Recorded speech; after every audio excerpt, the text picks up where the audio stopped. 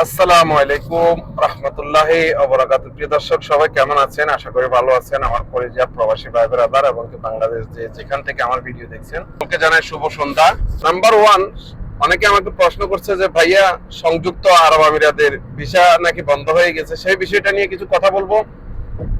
অনেকে অনেক ধরনের নিউজ করে থাকে, কিন্তু আসলে নিউজটা কতটুকু সত্য সেটা আজকে আমার ভিডিওর মাধ্যমে আপনাদের মাঝে তুলে ধরবো। সংযুক্ত আরব আমিরাতে জেনুইনলি কতজন মানুষকে গ্রেফতার করা হয়েছে এবং কি কতজনকে কত বছর করে সাজা দেওয়া হয়েছে, তারপরে যাই এবং কি কয়জনকে যাবজ্জীবন দিয়েছে, এই বিষয়টা আসলে বিভিন্ন ধরনের গুজব ছড়াচ্ছে। এবং কি সংযুক্ত আরব আমিরাতের ভিসা বন্ধ হওয়ার কারণ অনির্দিষ্ট কালের জন্য বন্ধ কেন ঘোষণা করা হয়েছে, এই দেশের সরকার মারা হয়েছিল, এই কোটা আন্দোলনে ছাত্রছাত্রীদেরকে মারা হয়েছিল, সেই বিষয়টা নিয়ে আপনার বিভিন্ন দেশে আপনার মিছিল মিটিং করছে যে রেমিটেন্স বাংলাদেশে বন্ধ করে দেবে, এবং কি আমরা প্রবাসীরা অলরেডি বন্ধ করে দিয়েছি।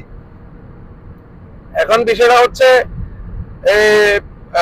এই কোটা আন্দোলনকে ঘিরে একটা ভুল করছে প্রবাসী যারা আছে, তারা ভুল করছে এটা যে তারা পারমিশন ছাড়া একটা রাজতন্ত্রে যে তারা মিছিল মিটিং এবং কি করছে, সেই বিষয়টাকে কেন্দ্র করে এটা একটা এই দেশের মানহানি ক্ষুণ্ণ হয়েছে এই দেশের সরকার এবং এই দেশের কানুন এই বলে।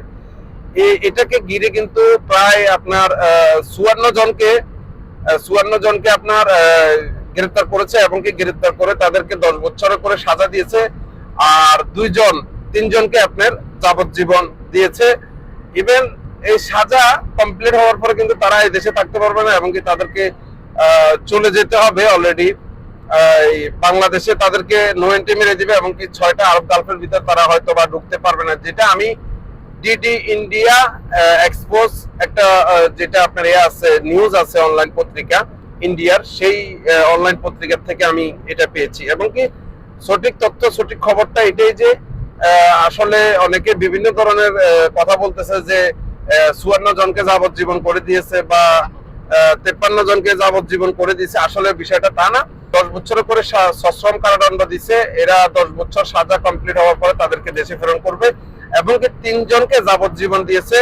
সেক্ষেত্রে হয়তো বা এখানে মওকুফের সম্ভাবনা থাকতে পারে এবং কি মওকুফ হতে পারে। আর এই বিষয়টাকে কেন্দ্র করে আপনারা জানেন ভিসা অলরেডি আমাদের সংযুক্ত আরব আমিরাতের ভিসা বন্ধ ছিল, ভিসা আমাদের কোনো চালু ছিল না। কিন্তু এই ঘটনার পরে অনির্দিষ্ট কালের জন্য সংযুক্ত আরব আমিরাত সরকার ভিসা স্থগিত করে দিয়েছে বাংলাদেশিদের জন্য। এটা কবে নাগাদ চালু হতে পারে, কবে নাগাদ চালু হবে সেটা এখনো পর্যন্ত বলা যাচ্ছে না। যদি কোনো ধরনের সমস্যা না থাকে, একদম ফিওর থাকতে হবে আপনার, তাহলে ট্রান্সফার কিছুটা হচ্ছে।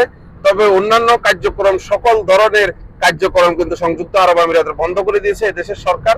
কারণ এই দেশের সরকার বাংলাদেশের উপরে ক্ষেপ্ত এবং কি বাংলাদেশের নাগরিকেরা যায় যে আন্দোলনটা করেছে, এই আন্দোলনের কারণে রাজতন্ত্রের আপনার মানহানি হয়েছে, এই বিষয়টাকে কেন্দ্র করে তারা কিন্তু বাংলাদেশিদের ভিসা বন্ধ করে দিয়েছে।